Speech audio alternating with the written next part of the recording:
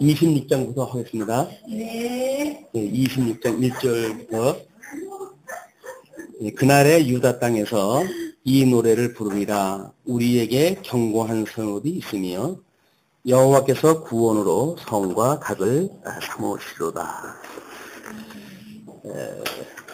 지난 시간에 우리가 10절까지인가 아마 이렇게 했을 거예요. 그런데 오늘 이사야에 대한 또 전반적인 그 내용을 한번 정리를 갖다 하기 위해서 1절부터 하는 거니까 뭐 다 아시기 때문에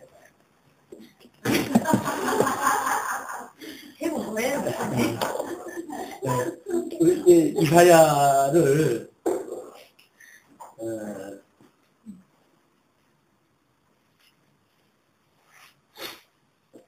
이 여기 애굽이죠.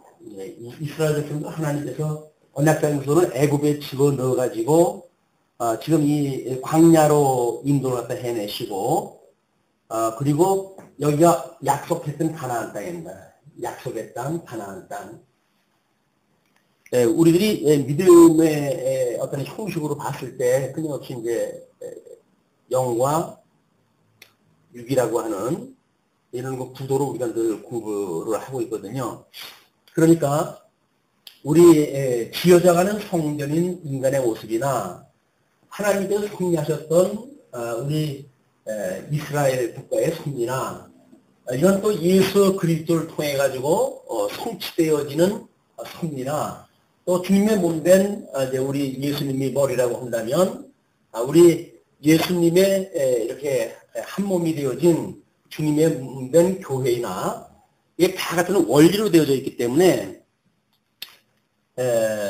요한계시록에 가게 되는 이제 이 끝에 부분이 나오잖아요. 이 끝에 부분에 대한 것이 요한계시록이 기록될 때는 사실은 신약성경이 이렇게 모여지기 전이죠. 낙고는 흩어다니고 뭐 이렇게 했기 때문에 그걸 우리처럼 이렇게 일목요연하게 신약성경에 대한 개념이 파악되기 전입니다. 물론 성령의 감동을 주어가지고 연역적으로 지혜를 깨달은 자들이기 때문에 어떤 부분을 공부해도 전체를 보는 시각을 가지고 기록이 되어졌지만 그걸 부분적으로 파악하는 우리들의 입장에서는 부분적으로 파악하게 되면 그 전체의 뜻을 모르게 돼요.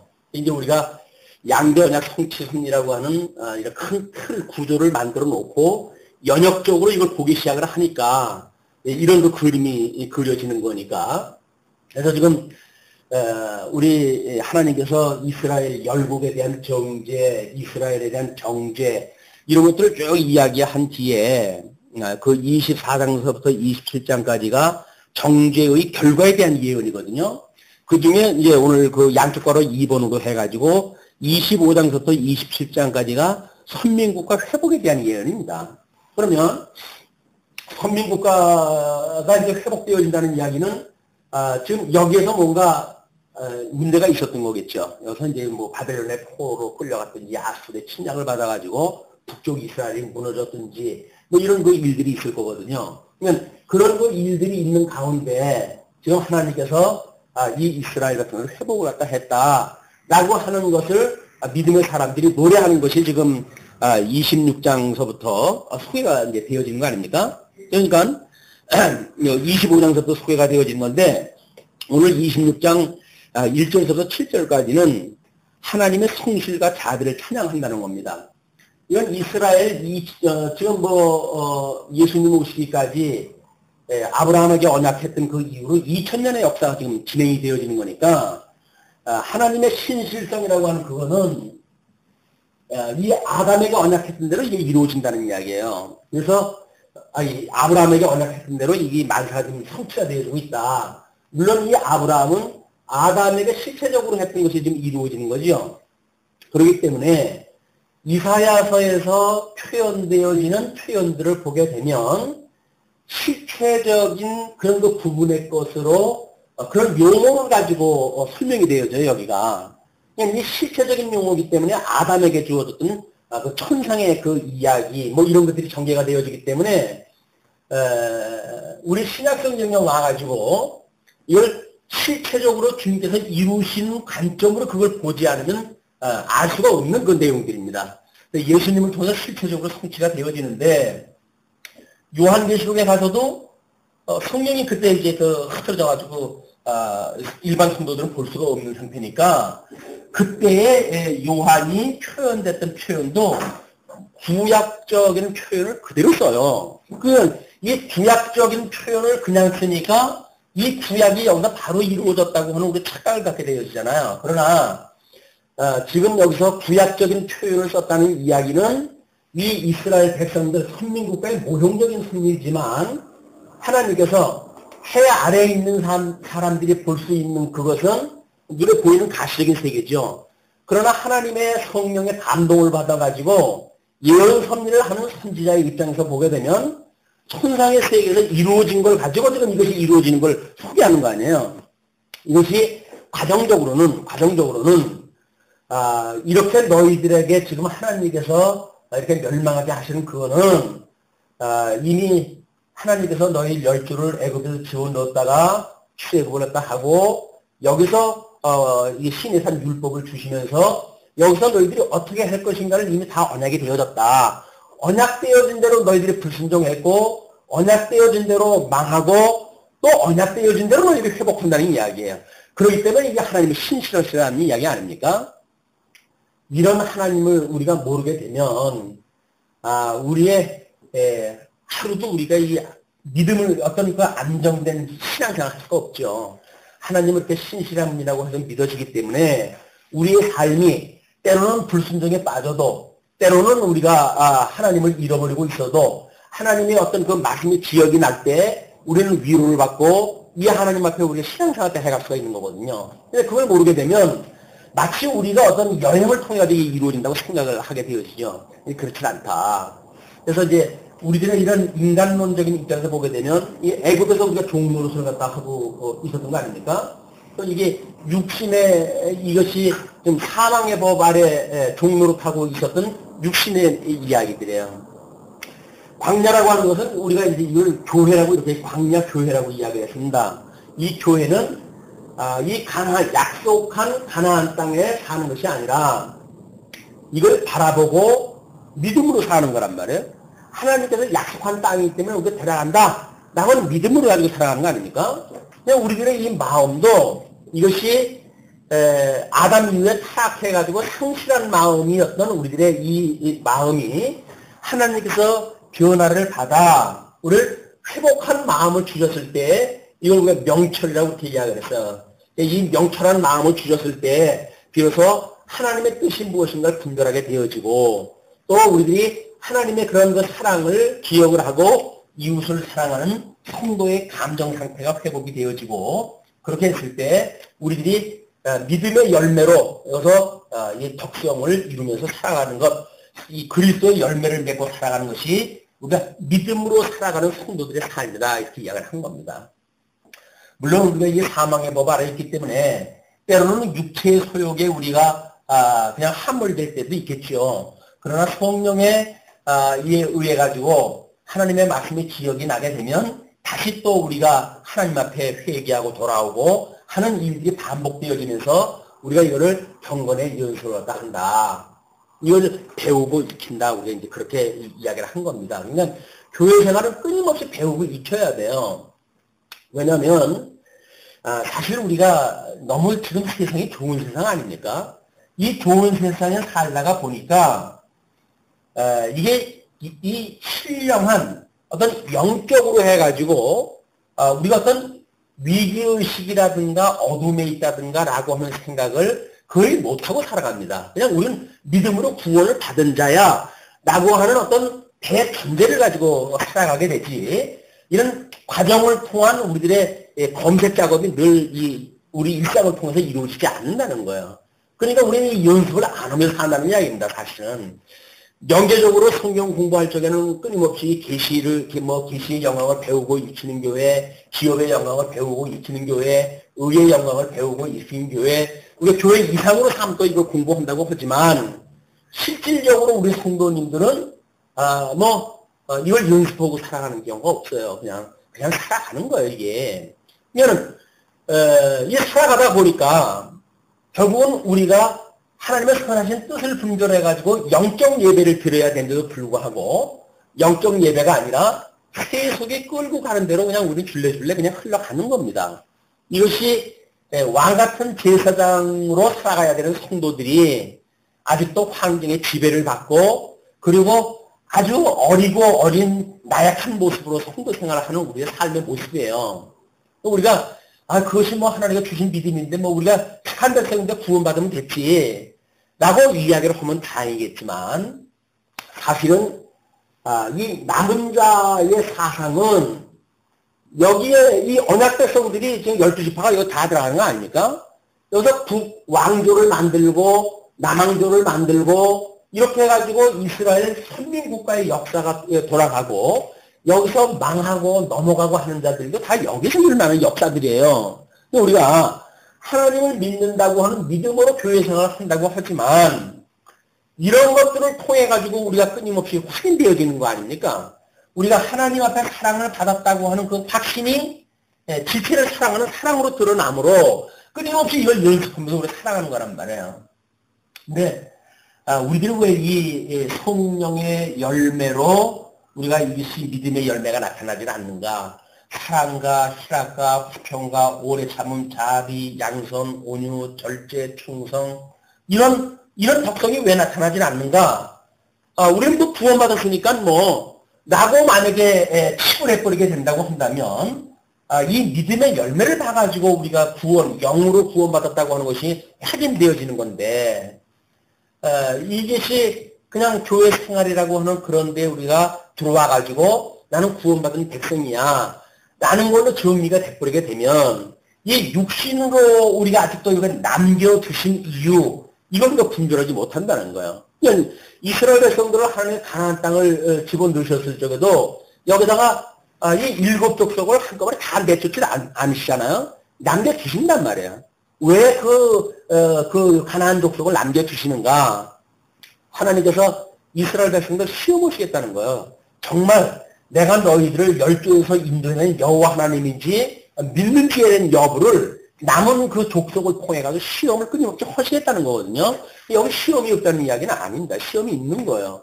그런데 여기 들어간 사람들이 다 나중에 회복에 참여하느냐 하면 그렇지 않다고 하는 그 이야기를 우리가 이제 그 이스라엘 역사를 통해서 끊임없이 확인되어지는 사건입니다. 그래서 이제 여기에 이 남은 자 사건이 이제 우리가 신약 성경에서는 견인의 원리로 해가지고 설명이 되어지죠.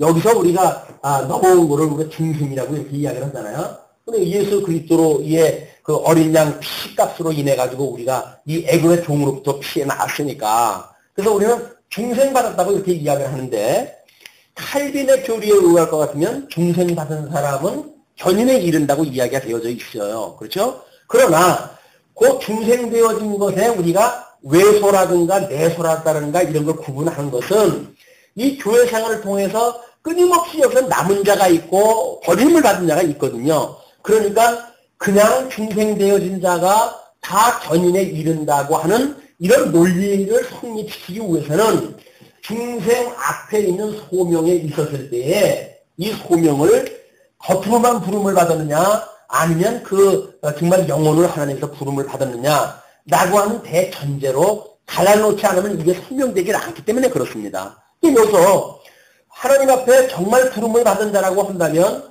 여기서 이 믿음으로 우리가 살아가겠죠. 가나안 땅 주신다. 들어갈 걸 믿을 거 아닙니까? 그러나 가데스바네아에서 12지파의 그 수장들로 인해 가지고 정탐을 보냈을 때 10지파 사람들은 다 안 믿어요. 그리고 모든 백성들은 그 사람들의 이야기 귀를 기울입니다. 다만 2지파의 수장 갈렙과 여호수아라고 하는 2 사람만 하나님께서 약속한 땅이고 하나님께서 하신다고 한다면 되는 일이지 그게 안 될 이유가 뭐가 있느냐 라고 그 믿음을 가지고 그 사건을 보았지 나머지 10지파는 다 안 믿어요. 그러니까 안 믿으니까 이 사람들은 여기 쪽을 갖다 자꾸 보는 겁니다. 왜 우리를 이 광야를 끌고 들어와도 여기서 죽이려고 그러냐. 맛있는 음식도 없어. 이 배부르게 먹지도 못해. 목말랐을 때는 이거 목도 말라가지고 죽을 지경이야. 도대체 왜 우리를 이쪽으로 끌고 왔냐? 여기서 있으면 그나마도 먹을 거나 먹고 살아갈 텐데 왜 이쪽으로 끌고 내려와가지고 도대체 살 수 없는 지경에 우리를 넣느냐? 이런 불만을 지금 이 사람들이 하는 거 아닙니까? 사실은 하나님께서 그러려고 그 집을 내신 거지요.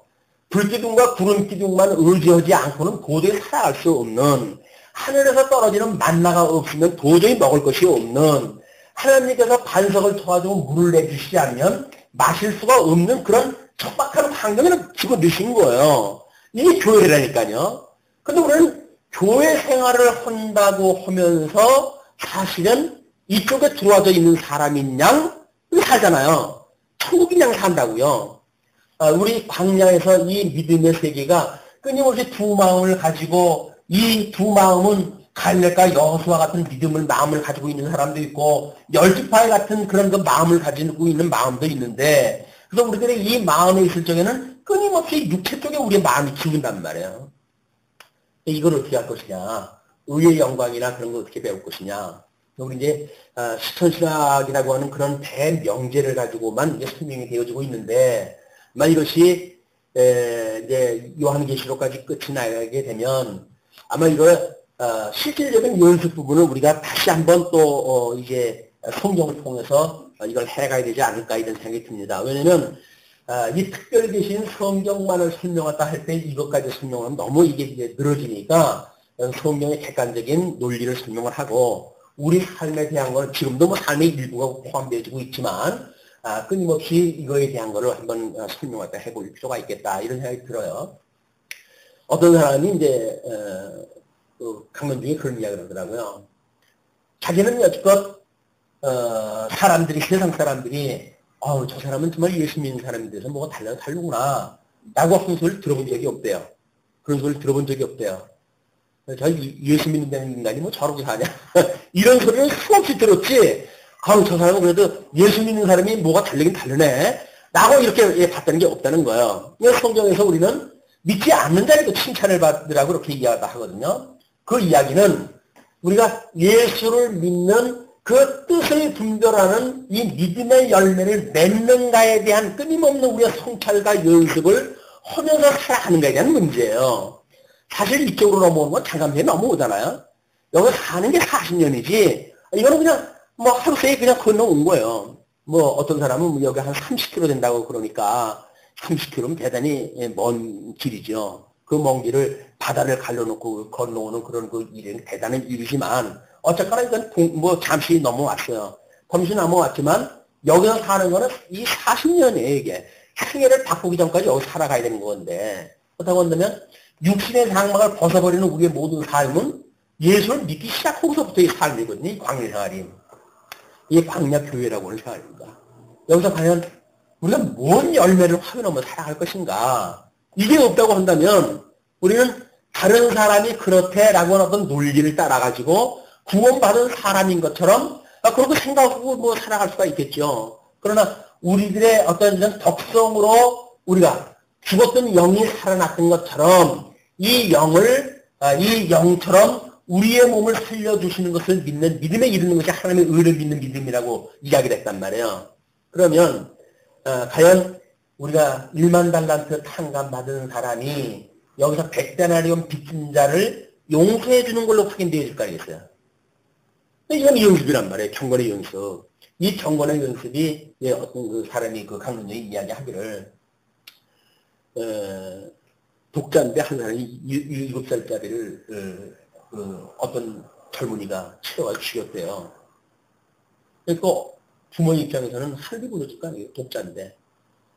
그런데 그분들이 그 7살짜리를 데리고 그동안 이 연습을 계속 해왔대요. 그래서 이 광야 생활에서 삶에 대한 문제가 뭔지, 이걸 건너가가지고 죽음에 대한 문제가 뭔지, 이걸 끊임없이 연습을 갖다 했다는 거예요. 그래서 자기가 죽었을 때 우리 가족이 죽는다고 한다면 다른 사람한테 우리 신체의 일부라도 죽어서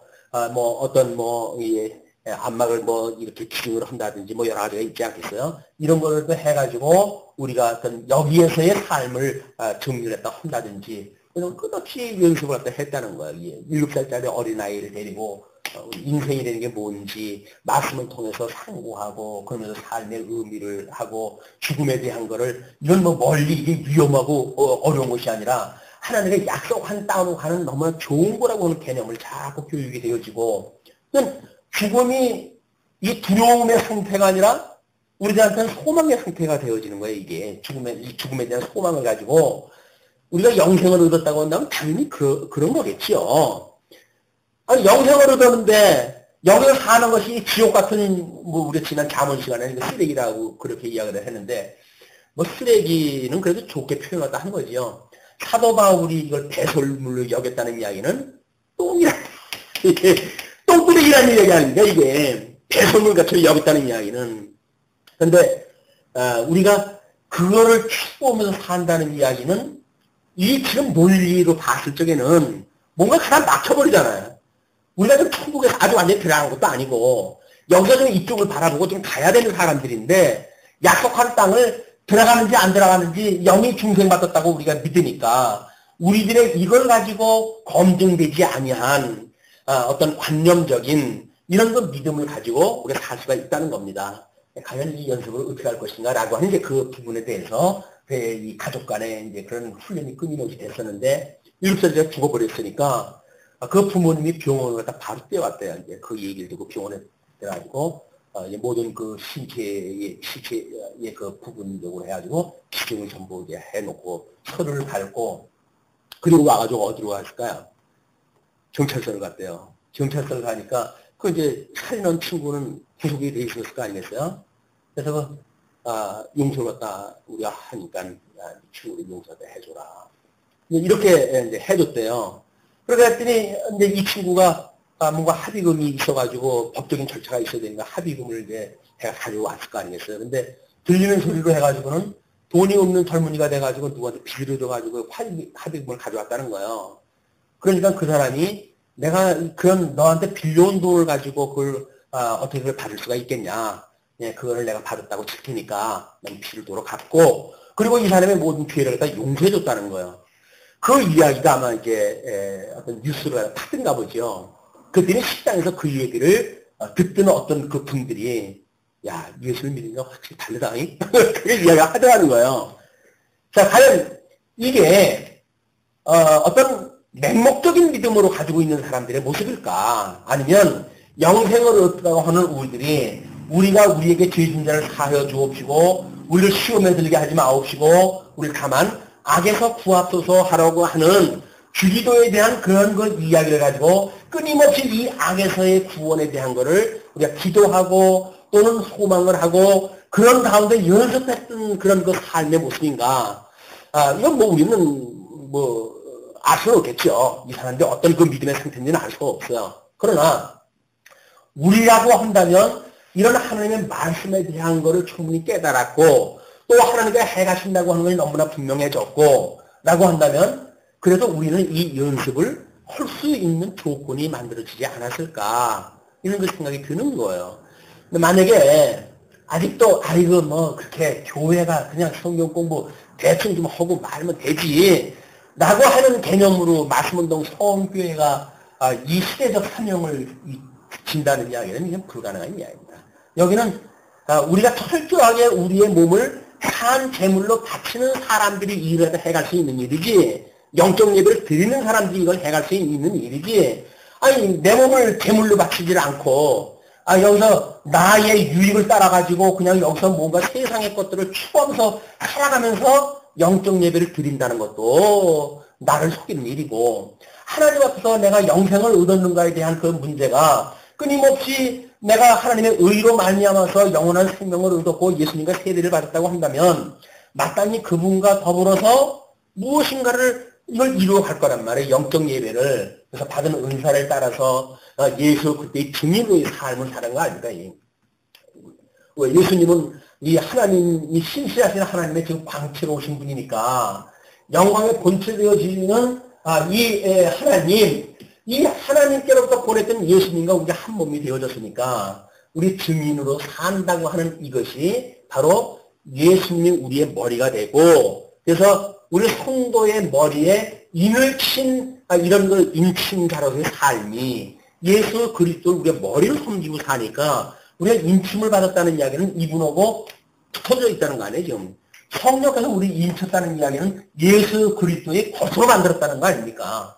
예수 그리스도의 것이라고 하는 우리의 정체성, 이런 것들이 끊임없이 확인하고 또 연습해가는 이런 시간이 모자라면 모자랐지, 뭐 할 일이 없네 라고 할 만큼 여유 있는 시간이 아니라고 보여집니다. 이 사람들이 남은 사람들 이거 지금 가나안 땅을 들어갔을 때 하나님께서 다 약속해 놓은 땅인데 뭐 꼭 우리가 싸워야 되나? 피 흘리면서 싸울 이유가 뭐가 있어? 이래가지고 싸우지 않는다고 만약에 한다면 하나님은 그렇게 하시지 않지만, 그런다고 한다면 이거 정복할 수가 없지 않겠어요.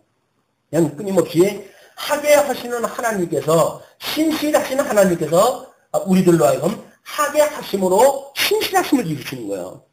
그래서 우리가 우리 시가서의 그 내용을 취의적, 이 취의적 신실성이라고 이야기를 해놨잖아요. 하나님의 의를 이루시기 위해서 하나님이 오래 참으시고 이런 2000년의 역사를 손녀가신 거지, 하나님께서 그냥 뭐 시간이 너무 긴 시간을 짧게 나는 하나님 여호와다라고 짠하고 보여주고 말수가 없어가지고 지금 이런 연극을 늘리는 거 아니잖아요. 24부작으로 계획을 세워놨는데 인기가 높다고 해가지고 36부작으로 늘린다든지 이런 일이 아니라고요. 창세전서부터 이미 이런 프로그램에 의해 당신의 영광을 계시하신 거니까 우리의 남은 인생에 대한 이 세월을 아낀다는 의미가 과연 무엇일까라고 하는 것이, 이 신실한 민족이 부르는 노래, 이건 부르는 노래가 아니라 부를 노래입니다. 회복이 되어지고 부를 노래지, 이것이 저 회복되어진 게 아니잖아요. 우리 이사야가 지금 이 경제에 대한 이야기를 할까 하면 끊임없이 아수로 뭐 이런 데에서 북왕조도 아주 건재한 때에 지금 이것이 되어지는 거니까, 이게 지금 여기 들어와가지고 회복되어진 때가 아닌 거예요. 그냥 선지자가 회복되어질 걸 예언을 갖다 하고 회복되어질 때 그를 찬송에 대한 걸 예언을 한단 말이에요. 근데 우리가 여기서 회복되어질 때마다 어떤 이 영의 찬송을 부를 것인가, 우리 방언으로 찬송을 기도원에서 부르고 뭐 그러잖아요. 근데 우리가 사람 앞에 방언으로 하게 되면 사람이 못 알아듣지만, 영으로 하나님 앞에 방언하다 하면 하나님께서 들으신다 뭐 이렇게 이야기를 해가지고 방언 기도를 하게 하고 그러거든요. 근데 우리가 하나님 앞에 영적인 신령한 삶을 산다는 이야기는 방언을 갖다 해가지고 끊임없이 이 땅에 있는 거 구하면서 사는 것이 아니라 방언하면서 기도하면 뭐겠어요? 이거 해달라고 기도할 거겠어요. 이거 해달라고.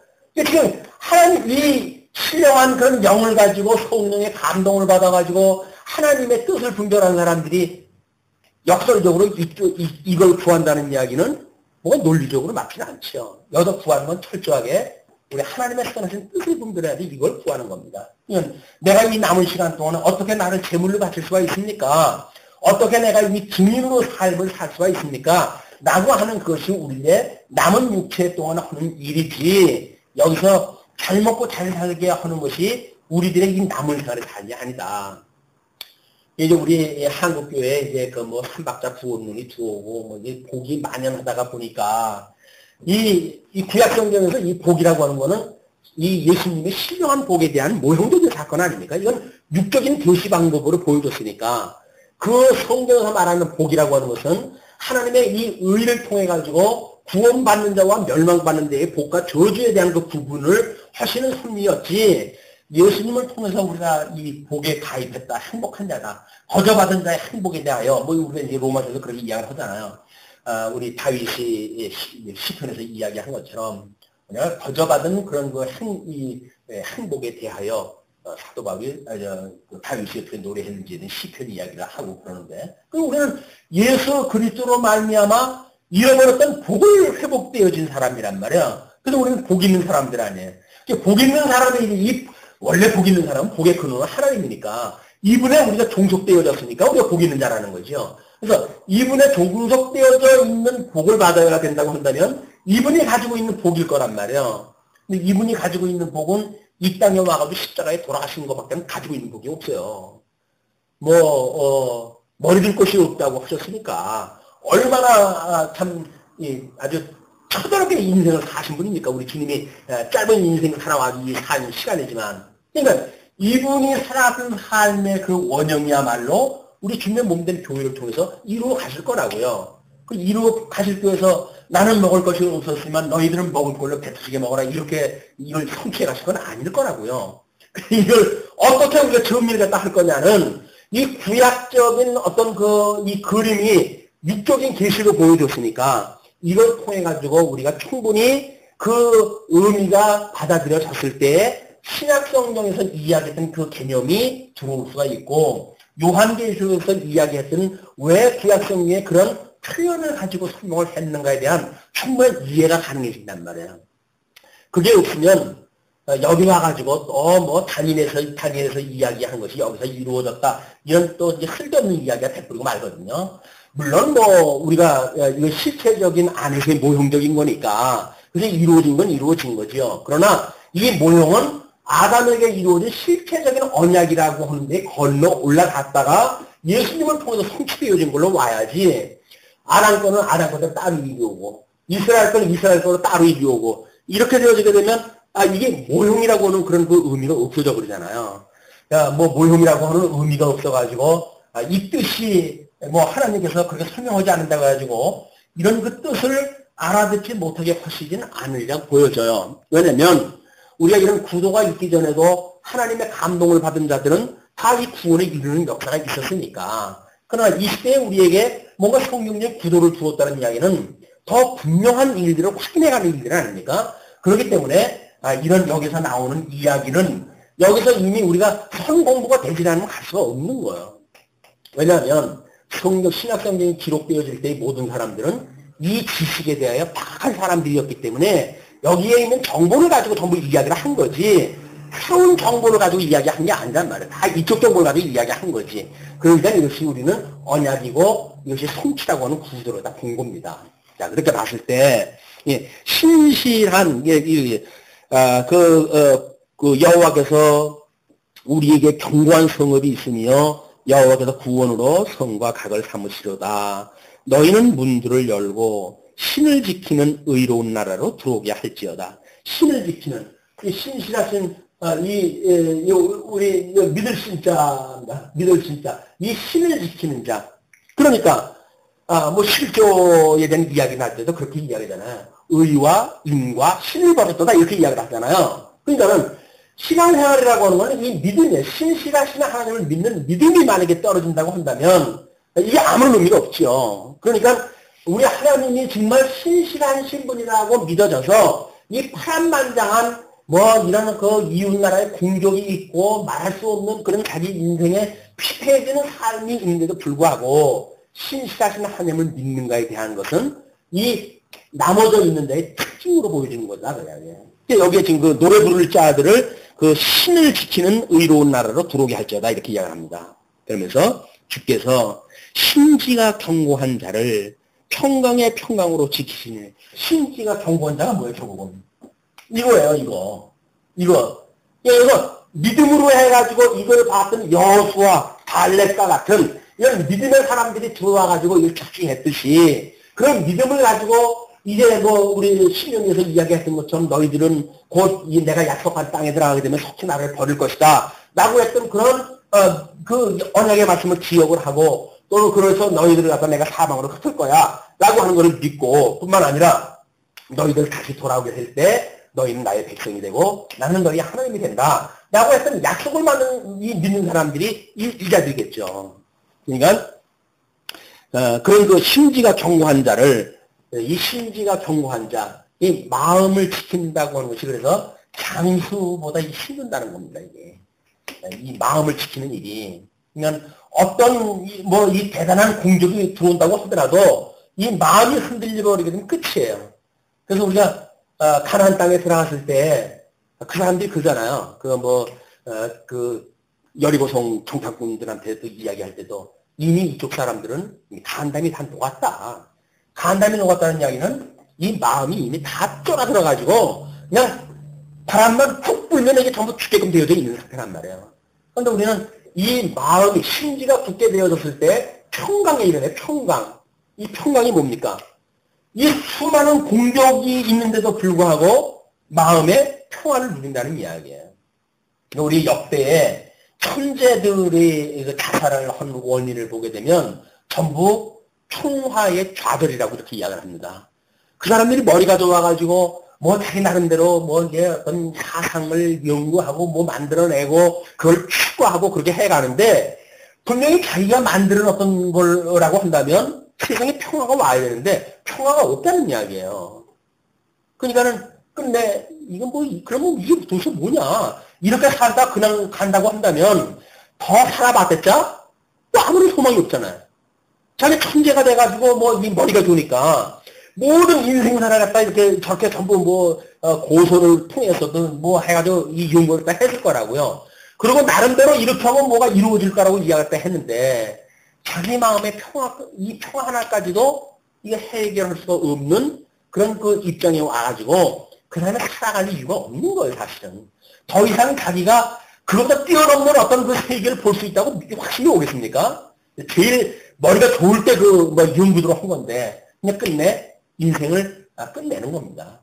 그래서 뭐 머리가 나쁜 사람들이 자살하는 거야. 뭐 둘째치고 머리가 좋은 천재급들이 어떤 사상가들이 이 자살을 한 것들은 대부분 이 여기에 이르지 못하기 때문에 그러는 거예요.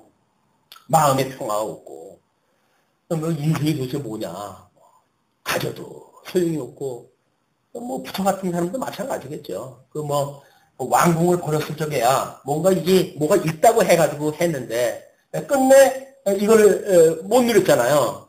물론 이제 그분이 무슨 깨달음을 있어가지고 갔다고 그러지만 그래서 그 사람은 지옥에서 구원해내는 것이 목적이 아니라 어떻게 이 주어진 세계 속에서 우리들의 회탈 이런 것들을 모든 것들이 허로 볼 수가 있는가 이 허와 실을 갖다가 이 대치시켜가지고 이해할 수 있는가 라고 하는 것이 근본 목적이네요. 회탈이 목적이지 뭐 윤회를 갖다 해가지고 다시 인간으로 태어나는 것이 목적이 아닌 거예요.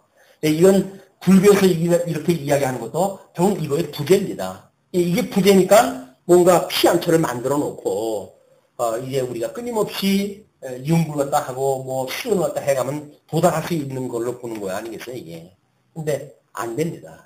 왜? 하나님께서 이 사단의 이 권세 아래 우리 두었을 적에 평화가 있을 수가 없죠. 하나님과 원수가 되어졌는데 어떻게 평화감을 가질 수가 있겠어요? 안 되는 거야. 이거는 하나님과 관계가 회복되어졌을 때 얻을 수 있는 그런 우리들의 심리적인 상태이기 때문에 하나님과 원수되어진 상태에서는 평강을 얻을 수가 없습니다. 뭐 아무리 많은 그런 재물을 가진 사람, 뭐 권력을 지닌 사람, 또는 뭐 영광을 얻은 사람, 뭐 이런 사람들도 평강을 얻을 수가 없어요. 그러니까 안절부절하죠. 그냥 안절부절. 네, 이런 우리가 이런 하나님의 섭리를 안다고 한다면 이스라엘의 이 섭리는 이스라엘의 섭리 안에 들어가는 성도들의 삶이고 성도들이 이 안에 구성원들이니까 이 구성원들을 통해서 이제 어떻게 섭리해 가시는지 그걸 우리가 볼 수가 있는 거죠. 그래서 주께서 심지가 견고한 자를 평강의 평강으로 지키시니니 이는 그가 주를 의뢰함이니이다. 너희는 여호와를 영원히 의뢰하라. 주 여호와는 영원한 반석이시미로다. 높은 데 거하는 자를 낮추시며 소순성을 헐어 땅에 엎으시되 진토에 미치게 하소도다. 세상이 만들어 놓은 것들, 이런 것들은 하나님께 다 진토로, 이건 심판에 끝날, 하나님께서 이 모든 역사가 끝나게 되면 결국은 이 심판으로 해가지고 끝나게 되어지는데, 이 심판으로 끝나가지고 이 해 아래에 있는 모든 것들을 하나님 불태워가지고 없애실 거 아닙니까? 그리고 이제 새하늘과 이 새 땅이 돌의 하나에 되어지는 거예요. 그래서 이 좋은 이야기를 또 이단들이 써가지고 신천지 이자들이 쓰고 있는데 신천지가 뭔지 알고나 썼으면 얼마나 좋겠어요. 그 사람들이 말하는 신천지는 신천지가 아닙니다. 여기서 뭔가 누리고 살 수 있다고 착각하는 자들입니다. 자, 발이 그것을 밟으리니 곧 빈공한 자의 발과 곰핍한 자의 걸음입니다. 결국은 승리한다는 이야기는 뭡니까? 발로 밟는 겁니다. 그래서 우리 어떤 이제 그 육해 공군이 있고 뭐 요즘은 이제 아주 신기로 해가지고 뭐 무기가 개발되고 그러지 않았어요. 그럼에도 불구하고 보병이 그 군대의 꽃이라고 이렇게 이야기를 합니다. 왜? 마지막 그 고지에 깃발을 꽂고 거기에 그 고지에 발을 밟고 깃발을 꼽는 것이 보병이기 때문에 그러는 거예요. 근데 보병 숫자가 너무 많아가지고 시효 가치가 없으니까 훈련을 받을 적에는 영탄력을 받는 그런 그 군사들이지요. 그러나 사실은 깃발을 꼽는 사람들은 보병이에요. 걸어다니는 그 군사들이 거기까지 가가지고 이 깃발을 꼽는 겁니다. 하나님께서 이기시려고 한다면 아닌 게 아니라 뭐 박격포로 해가지고 뭐 포로 해가지고 전자장치로 해가지고 다 멸절시킬 수가 있죠, 단번에. 그러나 깃발을 꽂게 하시기 위해서 사람들이 걸어가가지고 거기에 이 깃발을 꽂는 순서를 하나에 남겨주셨다. 이것이 우리의 삶입니다. 나머지의 인생의 삶이다. 그러면서 이제 7절 의인의 길은 정직함이요. 정직하신 주께서 의인의 첩경을 평당케 하시도다. 이게 이제 과연 우리가 이 세속이라고 하는 끊임없이 지금 세속의 어떤 그 유혹 아닙니까? 오늘 아침에 한 글씨기에 노은이 이제 그 돌잡이에 대한 의미를 문득 생각하다가 사전을 찾아봤더니 척도를 많은 아이들에게 여러 가지 물건을 놓고 점을 치는 일이라고 이렇게 국어사전적으로 의미가 되어져 있어요. 사는 사람들은 장래 무엇이 될 것인지 끊임없이 점을 치고 싶은 것이 인간의 마음 아니에요. 그러니까 그 일이 어떻게 된다고 하는, 어떻게 될까라고 하는데 우리는 관심이 있지, 그 일을 주관하시는 하나님에 대해서는 원래 관심이 없던 사람들이에요. 우리가 이 여행을 갔다 할 때 하나님께서 구름기둥과 불기둥으로 인도했다 하시고 만나를 내려주셔가지고 내가 너희를 애굽에서 불러낸 여호와야 라고 하는 걸 깨닫게 하시기 위해서 이걸 섭리 갖다 해가시지만 이쪽에 여행을 하는 사람들의 관심은 입에 뭐가 들어가느냐에 관심이 있는 거예요. 이게 그래도 고기라도 주지 맨날 뭐 있다고만 주느냐 라고 하는 걸 불만 사는 거 아닙니까? 예, 이놈들아 그냥 입에서 냄새가 나도록 해가지고 고기를 갖다 먹이시니까 한술 더 떠가지고 양념도 줘, 양념도 줘. 이게 뭘 먹느냐 마시느냐 우리의 관심이 있는 거지 그걸 섭리하신 하나님에는 관심이 없어요. 우리가 이것이 하나님이 어떠한 분인가를 배워가는 우리들의 여기에 빠져져 있는 상태입니다. 여전히 세속과 우리가 이걸 거스리는 성령의 소욕은 육체의 소욕을 거스리고 육체의 소욕은 성령의 이 소욕을 거스리는 이런 거스리는 관계인데도 불구하고 우리는 적당히 이걸 갖다 미화를 갖다 해가지고 이건 뭐 내가 가지고 있으면 낭만이야 라고 해가지고 써먹는단 말이에요. 참 기가 막혀가지고 요즘 신문에 우리 기독교 신문에 보니까 목사님들이 총회를 준비하면서 뭔 작당을 또 하려고 했는지 모르겠지만 그 도우미를 갖다가 옆에다 놓고 술들을 드시고 걸려버렸어요. 걸려가지고 그것도 미련하게 뭐 영수증이라나 뭘 잘못해가지고 그게 이렇게 발각이 됐던가 봐요. 왜 그러냐면 그 사람들이 이 총회를 위해서 내가 이 총회장이 돼야 이 어려운 시대에 이 총회를 끌고 갈 수 있다고 하는 이런 뜨거운 마음을 가지고 수집해 가신 거죠.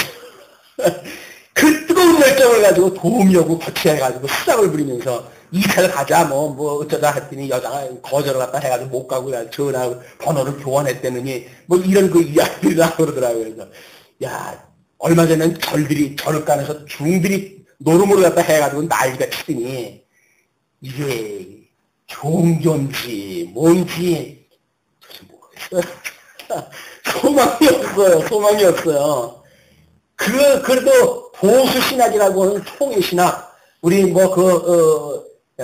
합동 측의 아주 총회라고 하는 데가 그 보수 신학을 끌고 간다고 하는 그곳이 난리 편이니 도대체 거기서 나오는 신학은 어떤 신학일 것이며 거기서 신학교에서 배출되어지는 또 그분들은 어떤 분일 것이며 정말 캄캄합니다. 어떤가 이거. 이 성경 좀 바로 뭐 좀 가르치려고 그랬더니 뭐 젊은이들이 관심이 있어요 지금. 참 하나님이 어떻게 좀 해가시려고 그러는지 모르겠어요. 정말 어디다 실천이나 물론 하나님께서는 뭐 실천이나 되는 하나님의 필요한 자들 다 숨겨놓고 계시겠죠. 다음 때에 또 뭐 해갈 자들 하나님 준비하다 해가시겠죠. 왜냐면 내가 한다고 하는 걸 보여주시기 위해서 우리들은 끊임없이 뭔가 그 방법, 수단, 현재 상황 이런 걸 통해 가지고 먹거리 가심이 있듯이 진리를 지킨다고 하더라도 오늘 그럴 거 아니에요. 이거 후계자가 뭐 이거 만들어져 가지고 대의될 텐데 라고 해가지고 근데 새 아래에서 그걸 찾을 거라고요. 그러나 여전히 주접들지 마라. 내일 내가 한다. 라고 이게 만약에 하나님께서 주시는 메시지라고 한다면 끊임없이 우리가 기도할 일이죠. 예, 기도해야 돼요. 이 신학이 정말 뭐 이렇게 너부러져 가지고 이런 가운데에 우리가 어떤 분하고 같이 신앙생활을 하는가 우리 큰 기도 제목입니다. 말씀운동 서원교의 제일 기도 제목 말씀으로 정말 진리가 전승되어져서 그분들이 뭔가 가르치는 은사를 받고 더불어 이걸 진리를 위해서 뭐 지금은 미숙하다고 할지라도 뭐 그래도 우리 후대를 위해 가지고 뭔가 이렇게 우리가 준비를 해가는 이것이 우리가 나아가야 될 그런 그 방향이 아닌가 하는 생각이 들어가지고 저는 영빨이 약해서 기도를 안 들으시나요? 어떤 말씀을 좀 갖고 있는 자가 뭐 이렇게 가지고 좀 뭔가 가시적인 뭐 어떤 뭐가 보일까 했더니 아직도 하나님께서 오리무중 속에다 묻혀놔가지고 물론 저쪽 건너편서부터 하나님께서 뭐 일하다 하고 계시겠죠. 그러나 그 길이 제 눈에 아직 보이지는 않아요. 그러나 뭐 해 가실 거라고 하는 믿음이 말씀을 뭐 연구할 적에나 또 강론할 적에나 또 뭐 들을 때나 끊임없이 하나님께서 해가시기 하나님께서 해가시기 그런 그 믿음을 갖게 되죠. 그러나 그 믿음이 반인 거예요. 그러니까 하나님께서 네가 그런 믿음을 가지니까 어떡하겠냐 이런 생각도 하신 건지 어떤 건지.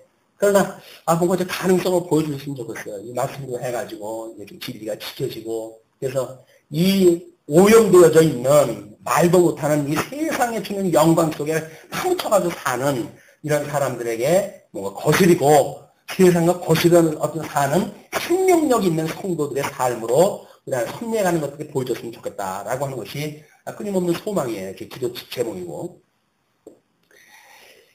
예, 의인의 길은 정직하며 이게 안 되니까 신정통주의라든가 뭐 이런 데에서 자유주의 신학생들을 하시는 분들이 뭐라고 그럽니까?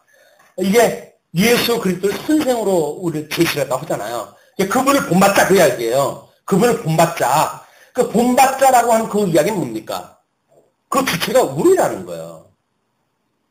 우리는 하나님께서 우리 예수 그리스도의 형상을 닮아간다고 믿는 것이 우리들의 믿음이라고 한다면 그분들은 어떤 사람이 여기 십자가를 목걸이 갖다 했더니 어떤 장로님이 아주 신실하신 장로님인데 그러더래요. 너 십자가에 예수님은 어디 가셨니? 그럼 물어보더래요. 부활하셨죠? 라고 그랬더니 너는 정말 예수님이 부활했다고 믿니? 그러더래요. 신실하신 장로님인데 그렇게 물으시더래요. 너는 정말 예수님이 부활했다고 믿니? 그러면서 그 자유주의 신학에서 이야기하는 기독론에 대해서 일장면설을 하더래요. 예수님을 본받아가지고 우리가 사회를 개혁하고 이렇게 돼야지 부활하신 예수님을 이렇게 믿고 아직도 있니? 이렇게 이야기도 하더래요. 어떠면 좋아요. 신실하신 장로님이래요. 아주 신앙생활을 착실하게 하시는 장로님이래요. 근데 그분께서 하시는 말씀이 너는 예수님이 부활했다는 걸 믿니? 부활하신 예수님을 믿지 않는 분이 제일 멋진 예수님을 믿겠어요? 이런 가운데 지금 있다니까요. 정신 차리지 않으면 우리는 세상이 주는 논리 속에 빠져버릴 수밖에 없어요. 우리가 말씀을 배우니까 진리는 어떻게 해도 구별할 수가 있겠죠. 그러나 이 삶의 만큼은 이건 누가 그 봐주는 사람이 있어요? 뭐 어떻게 해요? 각자가 자기가 이게 해가야 되는 일인데 이거를 어떻게 하면 좋을까라고 하는 것이 이 연습이라고 하는 그 이야기입니다. 명제적으로 해야 되는 뭐 계시의 영역을 배우고 익히고 의의 영역을 배우고 익히고 끊임없이 배우고 익히고 그러죠. 그러나 정말 배우고 익히는 것에 대한 어떤 열매가 없다고 한다면 우리는 열매를 보고 포도나무의 그 가지에 맺힌 열매를 보고 안다고 그러는데 그 예수님의 열매가 맺어지지 않는다고 한다면 우리는 지금 뭐 헛된 일을 갖다 해가고 있는지 모르잖아요. 그렇다고 한다면 예정되어 있는 그 예정을 부정하는 겁니까? 이렇게 흘는지 모르겠어요. 근데 예정은 존재가 아닙니다. 믿어지는 걸로 해가지고, 그래서 예수님이 예정한 게 맞는 거로구나. 도저히 나로서 할 수 없는 일들이 하나님의 이 말씀의 능력으로 이루어지는 체험을 통해가지고, 맞아, 하나님이 이게 해가시는 일이로구나. 라고 하는 걸 통해서 난 예정된 거에 맞는다고 하는 논리가 나오는 거지. 선연구자들이 연구해 놓은 어떤 그 예정론을 전제로 해가지고 나는 예정됐습니다. 이쪽으로 갈 수밖에 없어. 라고 말하는 이야기는 그는 선연구자의 연구를 믿는 거지 말씀의 운동력을 통해 주는 하나님의 이 신령의 평강이 아니라는 거예요. 자, 이제 8절로부터 10절까지 밤에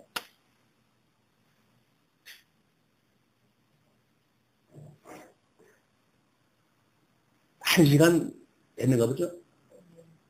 그죠? 예. 8절부터는 잠시 후에.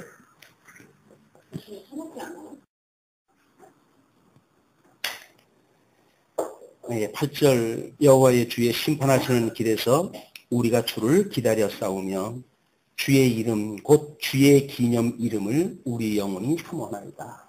그래서 요한계시록에 보게 되면 우리 이름에 여기에 하나님 어린 양의 이름이 기록되어 있다고 이렇게 이야기를 해요. 이 이름이 기록되어 있는 거 우리 이마에. 왜 이렇게 어린 양 이름으로 해가지고 여기서 우리가 주님의 삶을 살았다는 이야기는 이 어린 양 이름을 여기다 달고 사는 거고 끊임없이 그 뜻을 분별하면서 산다는 이야기는 우리들의 그 생각 세계가 이걸로 가득 차 있는 거죠. 그래서 끊임없이 우리가 세속과 거스리고 증인의 삶을 살려고 하는 치열한 이제 그런 그 성도의 싸움이 계속되어집니다. 그 이름을 우리 영혼이 사모하나이다. 밤에 내 영혼이 주를 사모하였사온즉 내 중심이 주를 간절히 구하오리니 이는 주께서 땅에서 심판하시는 때에 세계의 거민이 의를 배움이니이다. 결국은 이 가나안 땅 여기에 예루살렘을 지으시고 거기에 이제 시온성을 주시고 그리고 거기에 성전을 짓게 해가지고 거기에 하나님의 이름을 주시잖아요. 하나님의 이름을 주시고 그 하나님의 이름을 끊임없이 배우도록 규례를 갖다 주신 것이 우리 제사를 드리는 그런 일입니다. 절기를 지키는 일이고. 그러니까 우리가 끊임없이 여기서 세계의 거민이 하나님의 의, 옳고 그런 거를 정죄 기능과 사죄 기능이 선포되어지고 그런 거에 의해서 택한 백성들은 규례에 의해서 용서를 받고 그렇지 아니한 자는 규례를 갖다 안 함으로 해가지고 그냥 그 율례에 따라서 전부 정죄에 참가가 되어지는 그런 그 모습이 이제 되는 거죠. 악인은 은총을 입을지라도 의를 배우지 아니하며 정직한 땅에서 불의를 행하고 여호와의 위엄을 돌아보지 아니하는도다. 그러면 은총을 베풀어도 하나님께서 해 아래 일반 은총이라고 하는 것은 불택자든 택자든 다 내려주시는 거 아니에요. 그런데 불택자는 그걸 보고도 하나님을 알아볼 수가 없고 택한 백성들만이 하나님의 그런 특별 계시를 통해 가지고 일반 계시의 그런 의미를 깨닫고 하나님을 경외하는 데까지 가게 되어지는 겁니다. 그러면서 11절부터 15절까지 유다가 하나님만 신뢰하고 그 이름을 부른다고 이렇게 이야기를 합니다. 여호와여 주의 손이 높이 들릴지라도 그들이 보지 아니하나이다마는 백성을 위하시는 주의 열성을 보면 부끄러워할 것이라 불의 주의 대적을 사릅니다. 예수님이 십자가에 돌아가실 때만 하더라도 모든 사도들이 예수님을 내가 예수님 죽음하고 함께 하겠습니다. 이렇게 헛소리 했던 베드로도 결국은 예수님이 십자가에 돌아가실 때는 그냥 다 도망가 버리잖아요. 그리고 아이고 내 팔자에 무슨 고기나 잡자 거기서 보러 가게 되어지는데 그 예수님이 나를 부인하는 자는 천국에 갈 수 있을지라도 성령을 거절하는 자는 이게 천국에 이르지 못한다고 이야기하는 것은 예수님이 돌아가실 때까지는 그럴 수밖에 없지요. 그러나 새로운 보혜사가 왔을 때 그 보혜사, 이 보혜사는 은혜를 깨닫게 하는 선생입니다. 그렇죠? 이제 진리 인식의 주관자는 이분이었으니까 이분을 거절하게 되면, 이분을 믿지 않는다고 한다면 예수 그때 십자가 사건을 믿을 수가 없죠. 그냥 구원의 방법이 도저히 없는 거예요. 예수님이 돌아가실 때까지만 하더라도 뭐 어쩔 수가 없지만 성령이 와가지고 가르쳐줬는데도 불구하고 믿지 않는 자들은 이미 하나님께서 구원을 의사가 없으시는 거예요. 이게 구원이 없다고 이렇게 이야기하는 거죠. 그러니까 여호와의 손이 높이 들릴지라도 그들이 보지 아니하나이다마는 백성을 위하시는 주의 열성을 보면 부끄러워할 것이라. 불이 주의 대적을 사르리이다. 우리들에게 내려지는 이 성령의 역사, 그래서 이런 이 불이라고 하는 성령의 역사 아닙니까? 성령의 역사. 그 성령의 역사를 통해 가지고 주님들의 성령의 역사를 통해 가지고 그 일이 만들어져요. 우리 그리스도의 영신 성령이 함께 우리에게 오셨을 때에 성령 안에서 살아가는 성도들에게는 그런 불같은 역사가 이제 일어나게 되어지는 것이 다른 사람들에게 주의 대적을 하게 되어지는 것, 심판에 되어지고, 그래서 말씀을 선포는 심판이에요. 이게 믿는 자는 구원에 이르지만 믿지 않는 자는 멸망받으라는 이야기거든요. 누구든지 믿고 복받으라는 이야기는 거짓말입니다. 그거는 복음이라고 하는 것은 심판이지 무조건 구원받고 무슨 여기서 성공을 갖다 이야기하는 것이 아니죠. 복음은, 하나님의 말씀은 심판이 되어져 가지고 믿는 자에게는 구원의 빈거가 되지만 믿지 않는 자에게는 멸망의 빈거가 되어지는 그런 그 심판의 역사다. 여호와여 주께서 우리를 위하여 평강을 베푸시리니 주께서 우리 모든 일을 우리를 위하여 이루시리이다. 우리를 위한다는 이야기는 큰 백성들, 하나님을 신실하신 그 문에 들어가는 자들, 하나님의 예수 그리스도 안에 있는 성도들, 이런 자들에게 이루신다 그 얘기죠.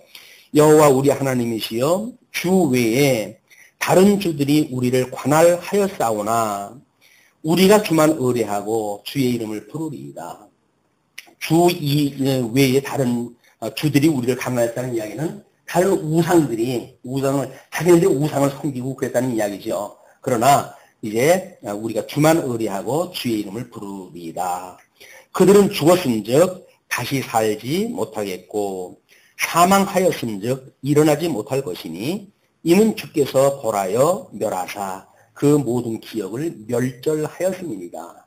이들의 그 멸절, 이 사단 세력들의 이 이스라엘을 공격하는 애굽이라든지 이쪽에 블레셋 그동안 있었고 이쪽에 에돔 이런 지역이 있었고 여기에 이제 그 하나님께서 삥 둘러싸여 있는 그 적국들을 통해 가지고 그냥 그 열국에 대한 심판을 이야기하셨잖아요. 그들이 넘어졌다. 그 이야기는 뭡니까? 예수님이 그들을 철장 권세로 해가지고 멸절시키셨다는 이야기죠. 그러니까 모든 권세는 예수님에 의해서 다 멸절된 거예요. 그렇죠? 예수님께서 하늘에서 사단이 떨어지는 걸 갖다 본다고 그러잖아요. 그러니까 이미 공중권을 잡은 자는 예수님에 의해서 모든 이 세력을 다 잃어버렸어요. 아직도 이제 그게 좀 남았다고 해가지고 착한 백성들을 공격을 다 하고 그러지만 성도들의 이 전투에 의해 가지고 끝내 이제 이 과정을 통해 가지고 하나님 골라내고 끝까지 견인에 이르게 하신 뒤에 나중에 무적행 속에다 온전히 집어넣어 가지고 짐승 모든 옛뱀 사단 거짓 선지자 그들을 따랐던 자들 다 신부들에서 집어넣습니다. 이게 불심판이에요. 예수님의 심판, 나중에 재림할 때 심판, 그 다음에 이건 이스라엘에서 심판, 이게 다 같은 맥락으로 지금 이루어지고 있다. 여호와여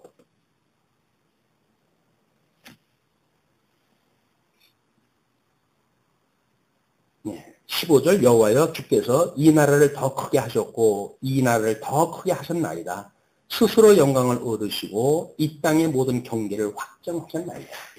이제 눈에 보이는 가시적인 그런 어떤 영역은 눈에 보이지 않는 영역으로 확대가 되죠. 예수님에 의해 가지고 예루살렘으로 온 유대 사마리아 땅 끝까지 이르는 천 영역으로 이제 확대가 되어지지만 여기서는 모형적으로는 이스라엘 선민국가의 회복을 이야기를 하는 겁니다. 그래서 이제 그 중간사에 대한 그런 거를 우리가 좀 공부할 그 필요가 있겠고, 제가 카페에다가 특별한 중간사에 대한 그 역사를 올려놓은 게 있어요. 그래서 시간 나시게 되면 한번 보셔서 예수님 오실 때까지 중간의 역사, 중간사가 어떻게 되는지 검토하다 해보시는 것도 좋을 것 같습니다. 다음에 이제 16절로부터 19절까지 하나님이 무능한 유다를 구원한다고 이야기를 합니다. 여호와여 백성이 환난 중에 주를 앙모하여 싸우며 주의 징벌이 그들에게 임할 때에 그들이 간절히 주께 기도하였나이다. 이건 뭐 솔로몬이 성전을 짓고도 그렇게 이야기를 했죠. 성전을 짓고도 이 성전을 향하여 기도할 때에 저주를 받아 그들이 열방에 흩어졌을지라도 이 성전을 위하여 기도할 때에 주께서는 그들의 기도를 들으시고 그들 돌아가게 하여 주옵소서 라고 하는 그런 거 기도라고 하지 않습니까? 그게 결국은 이 성전을 짓는 이야기들이에요. 성전 짓는 이야기, 또 성전에 참여하는 이야기, 여호와의 이름을 기억하는 자들 이야기, 돌아오는 자에 대한 이야기. 이게 우리가 여기 세속이라고 하는 것이 어두움의 권세라고 감지가 되어지게 되면 우리 어떤 경계심이 만들어지겠죠. 경계심이. 혹은 무슨 경계심이 만들어지는데 세속의 어둠의 세력이 아니라 광명의 천사로 가장을 해가지고 우리들한테 예쁜 얘기를 갖다 해가지고 그리스도인들이 뭐 누릴 덕목으로 이걸 가장을 시킨다든지 이렇게 부르게 되면 우리가 이 뜻을 분별하지 못하는 사람들은 이렇게 빠져가잖아요. 하나님이 다, 전도서에도 먹고 마시는 것이 하나님이 주신 복이라고 그랬는데 잘 먹고 마시고 이렇게 살자. 라고 하는 쪽으로 하게 되면 그런가요? 잘 먹고 잘 사는 쪽으로만 이 가치가 있는 거예요. 성경 구절에 얼마든지 여기서 복을 이야기했기 때문에 그런 이야기로 설명할 부분들이 무지기수입니다. 무지기수. 그러니까 이 성경 구절을 그냥 이 예수님한테 이루어지는 역사로 이해를 해야 되는데 이걸 마치 복으로 주는 걸로 이야기를 하게 되면 세속이 이야기를 하는 거예요. 너 나한테 절만하게 되면 천나를 너한테 다 줄게. 나한테 경배하게 되면 나한테 네가 절만하게 되면 너 세상에서 갈등 없이 살아가. 왜 예수 믿는다고 해가지고 갈등을 갖다 일으키고 살아가니? 나한테 절만하면 다 평화롭게 살아갈 거야. 라고 이야기를 다 하는 거예요. 근데 그건 꼼수입니다. 사단의 꼼수. 이것들은 우리가 경계심이 이렇게 영을 분별하는 어떤 이런 이 영성훈련이 돼야 어둠의 세력이 이렇게 눈에 보이는데 영성훈련이 안 되게 되면 광명의 천사로 가장한 이걸 우리가 알아볼 수가 없죠. 우리가 끊임없이 기도할 일입니다, 이게. 여호와여, 잉태한 여인이 상기가 임박하여 구로하며 부르짖음같이 우리가 주의 앞에 이러하니이다. 예, 상고를 느낄 정도의 어떤 감지가 되어지는가. 우리 애 낳기 얼마 전까지는 통증 없잖아요. 그죠? 산기를 느껴가지고, 이 어떤 그 통증이 이렇게 1시간 간격으로 왔다, 30분 간격으로 왔다, 이렇게 올 적에, 그때가 이게 비상이지, 그 전까지는 애가 배 안에 있는데도 9달 동안 아무런 문제 없이 그냥 잘 살아왔잖아요? 근데 그 통증이 왔을 때면, 이게 나오는가 보다 해가지고 비상이 걸리지, 그전에는 사실 그런 걸 몰라요. 우리의 삶이라는 게 어쩔 수 없이 그렇게 되어져 있습니다. 그러니까, 우리가 잉태하고 고통하였을지라도 나은 것은 바람 같아서 땅의 구원을 베풀지 못하였고 세계의 거민을 생산치 못하였나이다. 결국은 증인으로서의 삶이 아니라 그냥 세상과 짝하는 삶을 살다가 우리가 이런 그 지경에 이르렀다는 이야기죠. 아무런 그 바람을 추산을 갖다 한 것 같다는 거예요. 주의 죽은 자들은 그다음에 이게 뭔가 안다고 하는 자들이 일찍 자살하는 것이 인생을 살고 보니까 별게 아니라고 그 얘기 안 해. 그러니까 중간도 괜히 왔다 가네 하고 가죠. 괜히 왔다 간다는 이야기는 뭐예요? 아무런 여기 의미가 없다는 거예요. 삶의 의미가 없다는 거예요. 정말 치열한 삶을 살았는데 그 치열한 삶을 살았음에도 불구하고 도대체 이게 뭐 의미가 있다는 얘기냐 이게. 그러니까 끝내 죽어버리고 말잖아요. 얼마나 똑똑합니까? 얼마나 똑똑해요. 예, 우리 이 미련한 자들을 하나님께서는 예수님을 보내주셔가지고, 이걸 구속을 시켜가지고, 이 우리의 보잘것없는 삶의 의미를 자꾸 깨닫게 하시는데, 그럼에도 불구하고 그 의미보다는 세상이 우리가 적당히 속이는 어떤 그 꿀물 같은 그런 맛에 우리가 빠져들어가는 것이 우리 연약합니다. 주의 죽은 자들은 살아나고 하늘의 시체들은 일어나리이다. 티끌에 거하는 자들아 너희는 깨어 노래하라. 주의 이슬은 빛난 이슬이니 땅이 죽은 자를 내어 놓으리다. 어떤 그 문구가 생각나네요.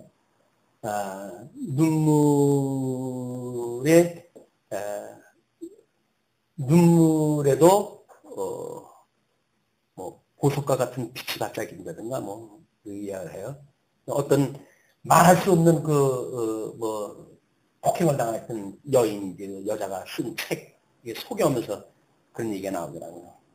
자기가 눈물을 흘리는데 이 동쪽 창문 쪽에서 햇살이 싹 들어오는데 떨어지는 눈물이 그게 반짝거릴 수가 없더니 보석같처럼 그때에 내 눈물이 그냥 눈물이 아니로구나. 내 이 그동안 말할 수 없는 그 비참했던 삶이 그냥 이 삶으로 끝나는 것이 아니라 이게 무슨 의미가 있겠구나. 라는 걸 느껴가지고 인생의 반전을 일으켰다는 이야기예요. 이제 자기의 어떤 시기에 의할 것 같으면. 그러니까 눈물을 흘려보지 아니하고는 배고파 보지 아니하고는 사실은 이게 논할 수가 없는 겁니다. 배고픈 빵을 먹어보지 않고 인생을 논할 수가 없는 거예요. 우리들의 고난이라고 하는 것은 성도들의 이 고난이라고 하는 것은 그런 그 입장에서 봤을 때 너무나 보석 같은 거다 이게.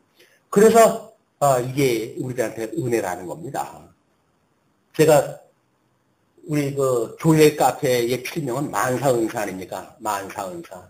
만사은사인 거예요.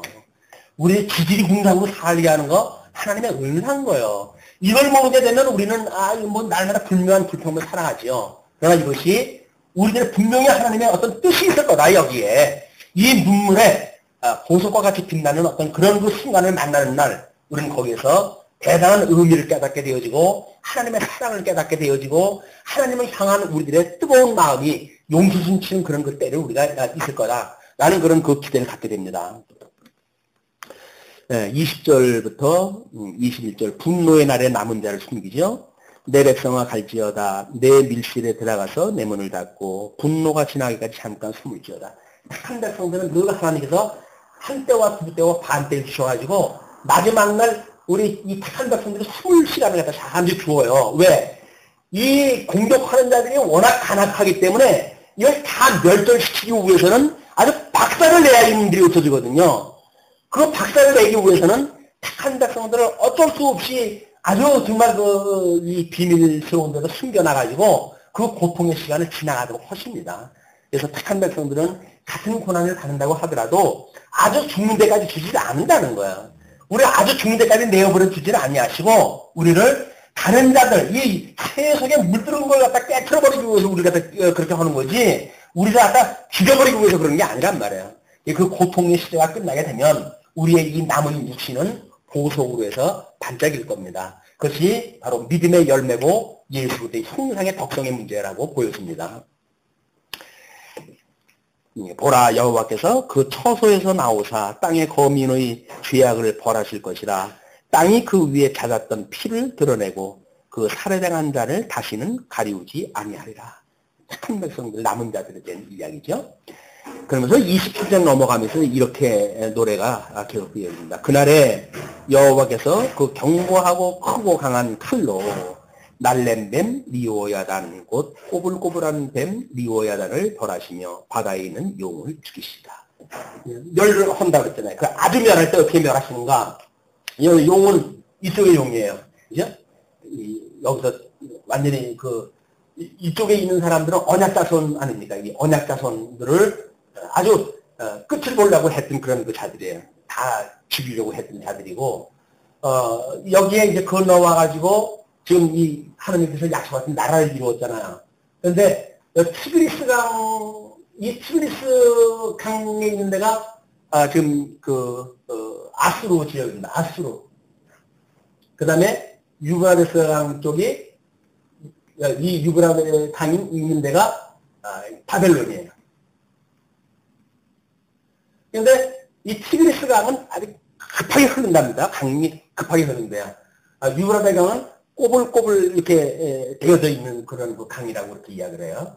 그래서 이제 어떤 성경학자는 용은 애국을 말하고, 그 다음에 꼬불꼬불한 미워야단, 그것은 아수르를 이야기를 하고, 그 다음에, 아니, 꼬불꼬불한,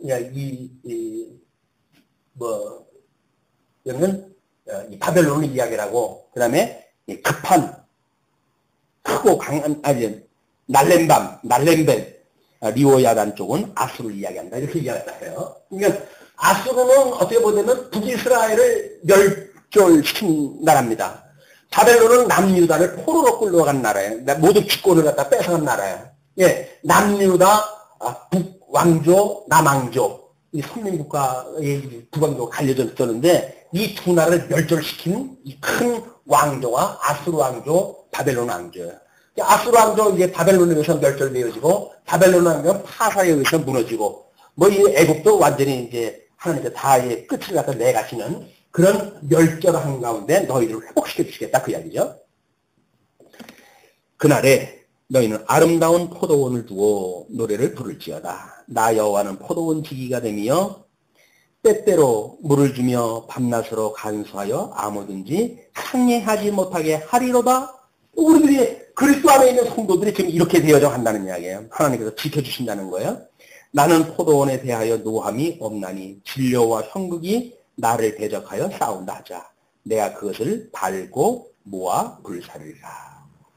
하나님께서 전부 발로 밟고 심판을 갖다 하시고 택한 백성들만 알곡을 만들기 위해서 지금 이 섭리를 갖다 하시는 겁니다. 이거는 하나님께서 양대 언약을 주시고 그 양대 언약을 이 조건원에게 가입이 되어져 가지고 전부 불순종에 빠지게 하시잖아요. 그거는 택자와 불택자를 다 불구덩이 이 속에다 집어넣으시겠다는 이야기예요.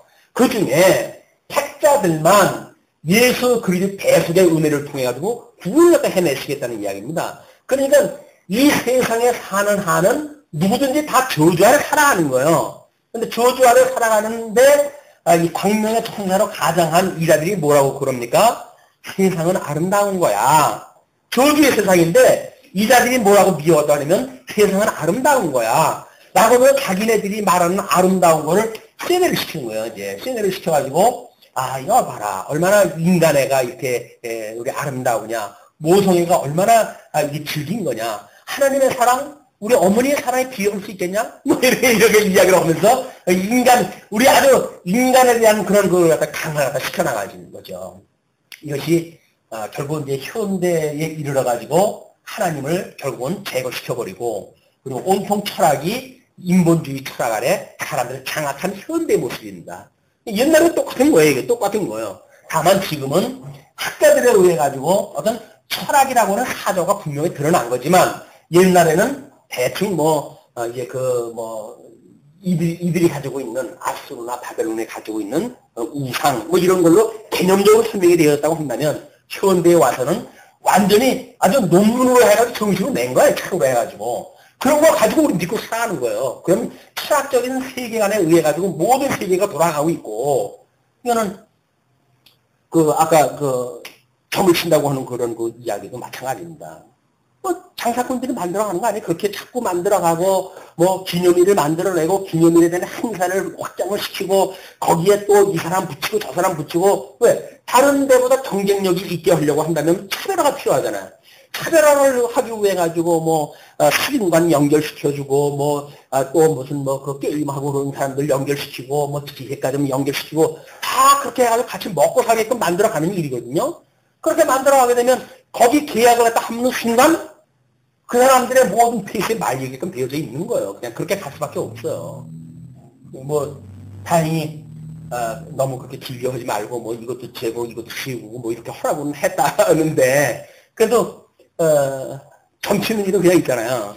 그러니까 우리 전례에 내려오는 풍습이었죠. 그 풍습의 의미를 알고 우리가 그걸 한다면, 아마 이것이, 이거 풍습적으로 해가지고 무슨 의미다.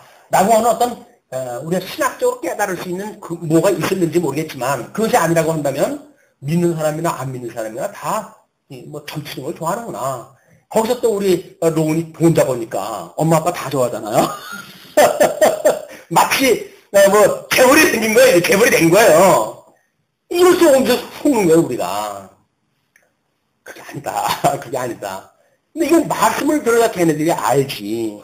또 지네 신앙생활인데 그거를 고주할 매주할 또 이야기할 수는 없잖아요. 다 머리 큰 지성인데 자들인데 알아가면서 배워가면서 깨달아 알 일이지. 뭐 부모가 먼저 알았다고 해가지고 이래야 된다 저래야 된다라고 말하게 되면 그건 또 우리들이 지향하는 바도 아니고. 그러니까는 뭐 그냥 어떻게 하나 두고 봤는데 나름대로 하는 것만큼은 또 가고 쫓아가는 거면 쫓아가고 그 뭐 거절하는 거 뭐 그럼 적당히 거절하고 이제 그렇게 해 갔더라고요. 이게 우리가 끊임없이 깨어져 있어야 될 이유다. 예. 예. 오늘 그리하지 아니할 것 같으면 나의 힘을 의지하고 나와 화친하며 나로 더불어 화친할 것입니다. 후일에는 야곱의 뿌리가 박히며 이스라엘의 움이 돋고 꽃이 필 것이라. 그들이 그 결실로 지면에 채우리로다. 그 꽃은 여전히 샤론의 꽃 예수가 찬송을 부를 수가 있겠죠. 예수 그리스도로 이 땅에 오셔가지고 새로운 참 이스라엘, 영적인 이스라엘을 통해 가지고 하나님의 나라가 이루어지게 됩니다. 그러면서 7절로 11절 하나님의 사랑과 공의가 실현되어진다고 이야기를 합니다.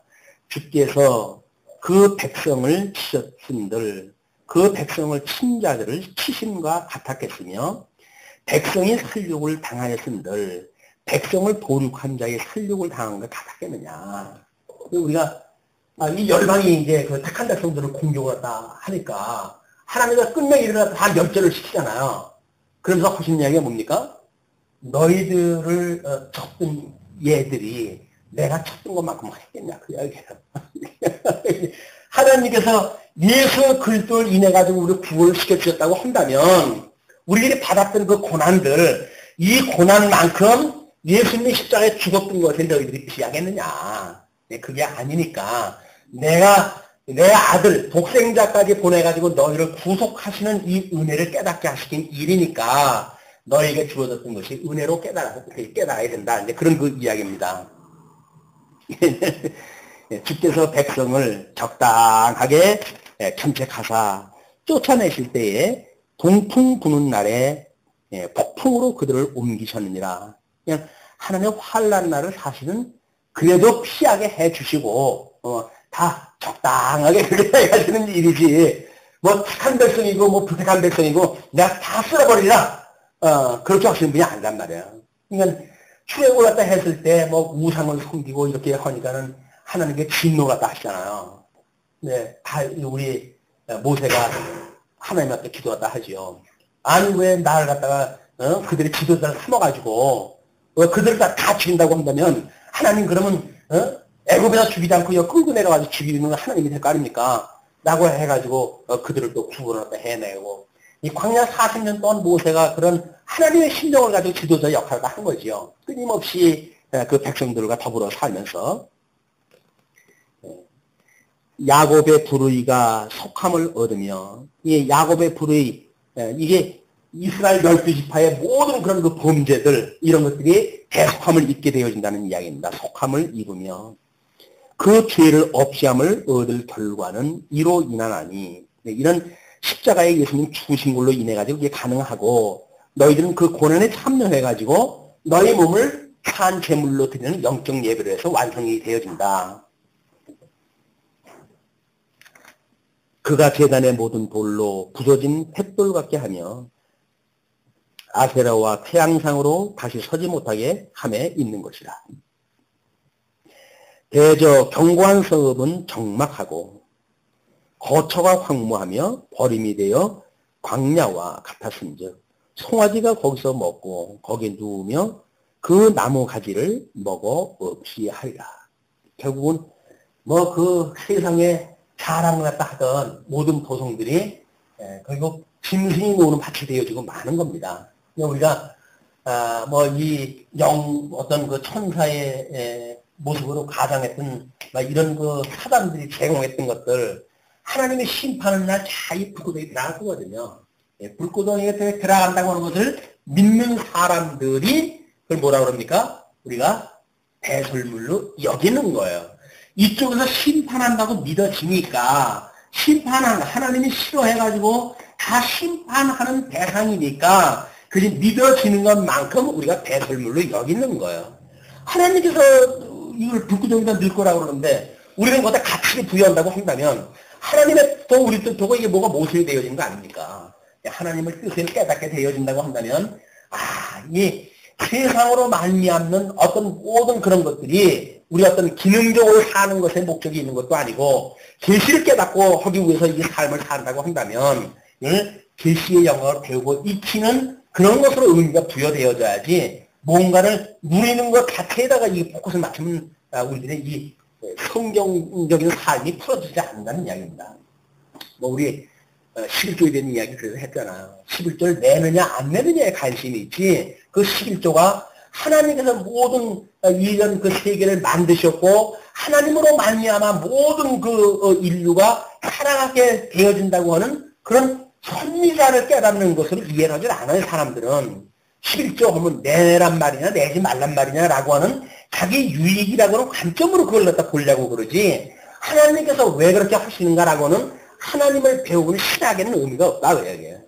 우리는 성경을 배우는 게 하나님을 배우는 거 아니에요. 그 하나님을 배우는 일인데 하나님을 배우는 데는 관심이 없고 그러니까 염불에는 마음이 없고 개법에는 마음이 있어가지고 나한테 유익이냐 불이익이냐 라고 하는 걸 따지는데 우리의 신앙생활에 머물러 있다고 한다면 우리가 죽었던 영을 살리셨다고 하는 이것이 과연 옳은 일인가 맞는 이야기인가 이 빙생한 우리 영혼이 허망하여졌던 우리들의 이 지각 이런 그 지각을 어떤 변화를 받은 마음으로 인해 가지고 하나님의 뜻을 분별하는 데 이르느냐라는 걸 통해 가지고 끊임없이 죽었던 영을 우리 살리시는 하나님께서 우리를 온전케 해가시는 분이라고 하는 하나님의 의를 믿는 믿음이라는 겁니다. 믿음 맞아요. 그 믿음이 어떠한 성격이냐는 다시 한번 우리가 정의를 갖다 낼 필요가 있다. 그러면서 이제 끝으로 11절로 11절까지 가지가 마르면 꺾이나니 여인이 와서 그것을 불사를 것이라. 이 백성이 지각이 없으므로 지각이 없다는 이야기는 허망하여져가지고 그냥 우둔하게 됐어요. 머리에 하나님의 그런 거 생각하고는 전혀 상관없는 것이기 때문에 지각이 없다고 그렇게 이야기를 하죠. 그들을 지으신 자가 불쌍히 여기지 아니하시며 그들을 조성하신 자가 은혜를 베풀지 아니하시니라. 그러니까 심판의 대상은 영은 죽은 영이고 우리들의 이 지성은 우준하여져 가지고 허망스러워진 그런 그 지성이고 심성은 상실한 마음대로 버려진 상태고 우리들의 이 감성은 이 사랑이 나온 감성이 아니라 끊임없이 시기, 질투, 미움 이런 그 어떤 이런 걸로 가득 차 있는 그런 마음 하나님까지 되려고 하는 마음으로 가득 차져 있고 덕성은 차마 할 수 없는 이런 걸 일들을 하며 사는 것이 버림받았던 인생들이 했던 일이다. 로마서 1장 그 18절 이후에 그런 그 사건은 끊임없이 우리가 살펴볼 이유가 있어요. 우리가 어떤 출신인지 우리 애국에 살던 우리 인생이 어떠한 인생인지 끊임없이 그걸 보아야 내가 이런 인생이야. 내 이런 인생이야. 아직도 우리가 나머져 있는 것은 이런 그 인생이야. 하나님의 은혜가 아니면 도저히 내가 여기서 구원받을 수 없는 오호라 공고한 자로다라고 하는 한탄을 할 수밖에 없는 이런 그 우리들의 이 생김새로 우리가 직면을 갖다 할 수가 있고 이렇게 되어지기 때문에 거기서 구원받는 하나님의 의를 끊임없이 강구하게 되어진다. 끝들로 이제 12절로 13절 유다의 회복을 약속을 하죠. 너희 이스라엘 자손들아 그날에 여호와께서 창이라는 하수에서부터 애굽 시내까지 과실을 떠는 것 같이 너희를 일일이 모으시라. 흩어진 자들 모으는 일들이에요. 그것이 예수님 때 와가지고 결국은 전부 사방에 흩어졌던 자리 예수님 그런 그 절기를 지킬 때 와가지고 성령 이 그리스도의 영신 성령이 올 때에 참여가 되어지는 그런 그 일들을 보게 되죠. 이런 그 강복의 날이 지금 이스라엘의 회복을 갖다 이걸로 보게 되면 어떤 어려움이 있냐면 이 신령한 비면 몸된 교회를 지금 설명하는 예수 그리스도를 설명하기 위해서 이걸 다 해가시는데 예수와 상관없는 이스라엘의 회복을 지금 이야기하게 되면 안 맞잖아요. 예수님하고 맞지 않잖아요. 모든 역사의 중심은 예수입니다. 예수 그리스도. 이분은 언약한 구역의 역사와 이분이 성취되어진 신약의 역사로 양분되어지는 거지. 신약의 시대에 와가지고 예수와 상관없이 물론 상관이 없지 않겠죠. 끝에 가가지고는 이제 우리가 뭐 청감남나무와 돌감남나무의 예를 들어가서 복고인데 이방인의 때가 끝나게 되면 돌감남나무 시대가 끝나고 청감나무 시대가 오잖아요. 그냥 그때의 요한계시록을 배경으로 했던 그런 것들을 만들어가는 배경의 역사는 되지만 그것이 신약성경의 예수를 그리스도로 증거하기 위한 직접적인 표현은 아니다. 배경사냐? 지금 신약성경에서 말하고자 하는 그것이냐라고 하는 걸 우리가 구별을 할 필요가 있다. 그날에 큰 나팔을 울려 불리니 아수르 땅에서 파멸케 된 자와 애굽 땅으로 쫓겨난 자가 돌아와서 예루살렘 성산에서 여호와께 경배하리라. 어떻게 되어질 때요? 큰 나팔 소리가 날 때. 아마 이게 나팔 재앙을 부를 쪽에는 이 고난을 받을 때예요. 고난을 받을 때. 여기 말해. 나팔을 불고 나팔 재앙입니다. 일곱도 이 심판을 위한 재앙들이에요. 그러나 그것이 끝나고 천사장의 나팔 소리와 함께 예수님이 재림을 하실 거 아니에요? 그때에 그는 이야기는 여호와께 너희들이 와가지고 경배하게 되어진다. 모든 회복에 참여하게 되어진단 말이죠. 그래서 구약의 역사가 신약의 역사와 어떻게 지금 이 매치가 되어지는지 왜 제가 이제 이거를 강조하고 신약을 하냐면 선지서에서 끊임없이 지금 이 종말적인 이야기가 되어지잖아요. 지금 종말적인 이야기, 이스라엘 국가에 대한 종말적인 이야기예요. 근데 이 종말적인 이야기가 역사적 맥락의 어떤 이런 구별이 안 되어지게 되면 요한계시록에 직접적으로 이걸 자꾸 갖다 대니까 이게 모형적으로 이 사람들이 이야기할 때에 현실을 갖고는 볼 수가 없으니까 선지자는 아담에게 언약했던 실체적인 관점에서 이것을 보고 이야기를 했기 때문에 실체적으로 이루신 예수님의 역사를 통해 가지고 이루어지는 것은 틀림이 없지요. 그러나 모형적으로 이루어졌던 이 역사를 직접 보는 게 아니다. 왜냐면 뭐 다니엘 뭐 이런 걸 전부 해가지고 쭉쭉 늘려가지고 그 마지막 때가 요한계시록에 끝나거든요. 그러면 안 된다 그 이야기예요. 예수님의 초림 사건으로 모형적인 게 다 이루어져야 돼요. 이루어지고 예수님에 의해서 실체적인 역사가 또 시작이 되어진다.